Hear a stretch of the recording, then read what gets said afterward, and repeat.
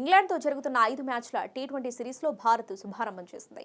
England నిర్దేశించిన 133 పరుగుల లక్ష్యాన్ని 12.5 ఓవర్లలో 3 వికెట్లు మాత్రమే కోల్పోయి ఛేదించింది.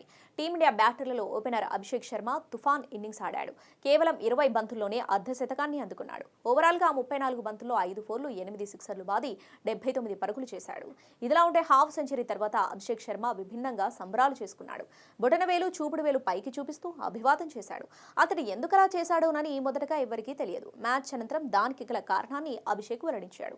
కెప్టెన్ సూర్యకుమార్ యాదవ్, కోచ్ గౌతమ్ గంభీర్లకు కృతజ్ఞతలు తెలిపేందుకు అలా చేసినట్లు వెల్లడించాడు. ఈ మ్యాచ్లో రాణించడం ఆనందాన్ని ఇచ్చిందన్నాడు. తనకు తాను నిరూపించుకోవాలనే తపనతోనే ఈ మ్యాచ్లో బరిలోకి దిగినట్లు వెల్లడించాడు. కెప్టెన్ సూర్య, కోచ్ గంభీర్లు పూర్తి స్థాయిలో స్వేచ్ఛ ఇచ్చినట్టు చెప్పుకొచ్చాడు. యువ ఆటగాళ్లతో వారు చాలా బాగా మాట్లాడుతున్నారన్నారు. హాఫ్ సెంచరీ తర్వాత అలా అభివాదం చేయడానికి ఒక కారణం ఉంది. అది కోచ్ కెప్టెన్ కోసం మాత్రమే చేసినట్లు తెలిపాడు.